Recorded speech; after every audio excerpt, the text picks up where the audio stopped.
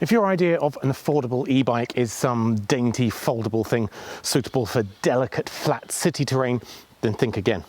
The Eskute Voyager mountain bike, or e-mtb, will go with you anywhere. So join me, James Bruce, with makeuseof.com reviews as I take the Eskute Voyager out for a spin around the rugged terrain of the Cornish countryside and find out if this very reasonably priced £1,000 mountain e-bike is worth it. Wait, £1,000? Is that correct? Whoa. The whole thing comes in one single massive box that weighs about 25 kilos or 55 pounds. So we opted to build it in place exactly where it was delivered, rather than try to move it to the garage. Putting together the main bits of the bike, the handlebar, pedal, front wheel, etc., was remarkably easy, but the other little bits and pieces do get more fiddly. And we also assembled it with the front fork backwards at first, but quickly realized the error.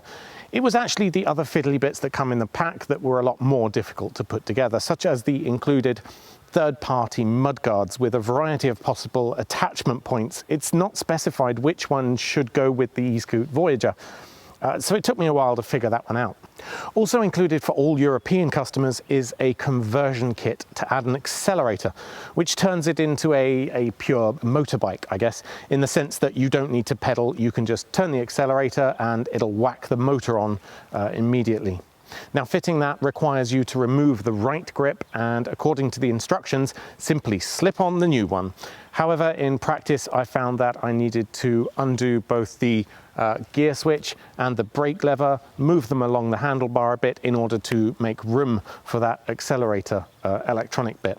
While the main bike comes with everything you need to construct it, I did find myself needing a smaller hex key for the accelerator and a larger screwdriver to get more grip when undoing the gear switch, I think it was. So the first thing about this that will strike you is the sheer heft of the bike and the amount of bits and pieces it comes with. I must admit, I was expecting something a little bit more bare bones, perhaps even a bit fragile at this price point. Certainly that's been my experience in the past, but no, this is one very well built, sturdy, rugged e-bike. The IP65 rating means that it'll also take a good bit of mud and rain, but not direct jets of water. So don't try to spray hose it down or anything. Still, you can see I've put it through some pretty appalling conditions. What it isn't, however, is lightweight by any definition at all. I wouldn't say I'm particularly weak, but even I struggled at times. And those of smaller stature will definitely struggle to carry this around. Of course, it's a bike, so you shouldn't need to carry it too much. But if you need to get it up or downstairs back to your apartment, for instance, then just no. That said, it does have a walk assist feature, which is easily accessible from the front control panel. And that just runs the rear motor at a low speed without requiring any need to pedal. And it certainly helps you push it along. Okay, let's talk specs for a bit.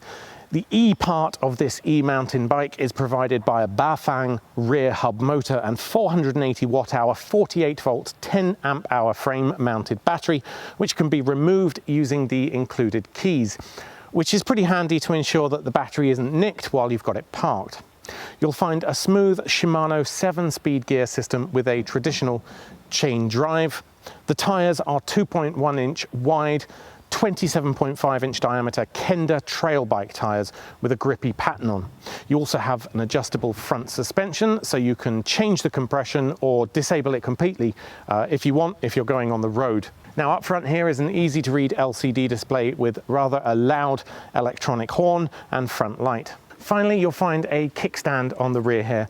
Now, I've also fitted the front and rear third-party mudguards, which are included in the package. It's not something I bought extra. As you can see, I've been riding it a fair bit in nasty terrain. Now, honestly, the mudguards aren't great. They have this concertina design, so you can pull them out, push them back in again. That means they rattle a lot. I mean, that could be my poor fixing, but then the fixing method isn't great and the manual isn't great. For this part of it, anyway. The rest of the box is absolutely fine, don't get me wrong, but these included mudguards. They could be a bit better. At one point, the rear one actually fell off. So my first ride out with it, having not ridden a bike in at least a decade, not one with pedals anyway, I will say that it felt pretty powerful actually, even for someone as large as myself. The motor in this is pretty insane, at least once you have a bit of inertia. The thing is, even on level 1 of 5, it can feel like a bit too much at times, and that's because it's very unrefined. Some bikes have what's called a torque sensor on the pedal, and that'll match or amplify your input, meaning you push harder, they turn faster. This one, on the other hand, has a cadence sensor, which means two things. Firstly, it won't kick in straight away. You can't just push down on the pedal and expect any power input from the motor. You do need, say, a second or so of pedaling in order to get the motor to kick in. That also means that I found it hard to do hill starts on bad terrain. The other thing that means is that once it kicks in, whew, you will know it. It comes all at once. And at that point, you can put a variable amount of power in according to what you set on the control panel, not how much you're pedaling. So this means that if you're feeling lazy, you can have the maximum power enabled, even if you're just leisurely bumbling down a small dirt path, not putting much effort into it at all. The moment it detects that you're doing a little bit of movement, you'll get the full power. Woo! You're away. It is, as I say, very unrefined. It's a bit of an uncontrollable beast at times, and you will need to get used to it. Now, for this reason, I would suggest turning off the assist entirely when it's not actually required. You will have to do a little bit of micromanagement there. You can't just leave it on and expect it to simply amplify what you're doing on the pedals. It doesn't quite work like that. By all means, if you're going uphill, then turn it up to 4 or 5, but for easy flat terrain and any sort of downhill, just to be safe, whack it right down to 0 power input, or you may find it comes on unintended.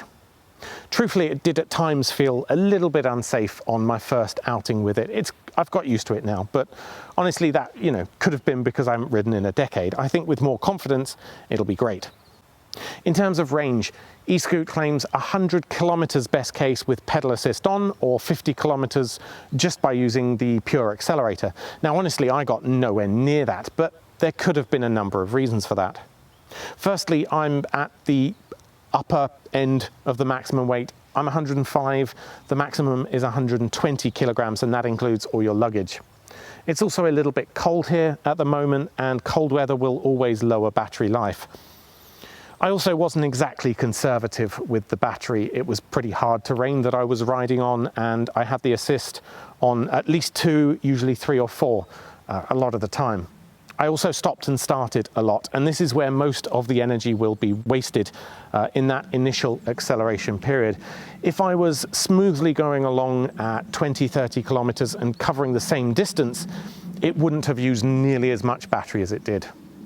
Lastly, of course, I'm also very out of shape. So compared to someone who rides often, my leg muscles simply aren't there yet. So of course, I'm using more of the battery power. So in the end, I got about 15 to 20 kilometers out of it. And I would therefore take that as the lower bounds of what are possible. I don't doubt 100 kilometers would be feasible if you only used level 1 pedal assist and it was fairly flat terrain. That would be the ideal scenario, really. I also don't doubt that 50 kilometers would be feasible if you were just using the accelerator and not quite as heavy as I am. Of course, battery life on an e-bike, anything like this, is not an exact science. The amount of energy required to push you over a certain distance is not the same as comparing it to, say, a smartphone battery life, in which you can pretty much guarantee what sort of life you'll get. What you get from this will vary a lot depending on the factors I just mentioned. So should you buy the Eskute Voyager? To be clear, it's not a delicate and refined machine for city life. It's a powerful and brutish beast for the countryside, but at an affordable price point for those who are, like me, perhaps on the start of their mountain biking journey, rather than those who have a good bit of experience so far. For sure, if you've been riding a while, I think there are certain aspects of the bike that you probably won't like. It might feel a little bit too unrefined. You'll almost certainly want a torque rather than cadence sensor on the pedals, for instance, to give you more control. Parts of the bike are cheap. It's not really suited to really heavy off-road riding, but if you want something powerful and affordable that you can start mountain e-biking on for fairly difficult terrain, that is, It is by far the most affordable e-mtb around, and most of it is very well built and sturdy. The flip side of that is that it weighs a ton. So again, this really isn't for city folk with apartment living if you need to go up and down stairs. However, I will end by saying it's also been stupidly good fun to have a go with this, which is always good. Anyway, I hope I told you what you need to know about the Eskute Voyager. If I did, then please hit like, and if not, put your comments down there and I'll see if I can answer them. Be sure to subscribe for more reviews, gadget giveaways and more from all of us over at makeuseof.com. Until next time. I don't know if you're going to kill me or say hi. Look a bit like you're going to kill me though.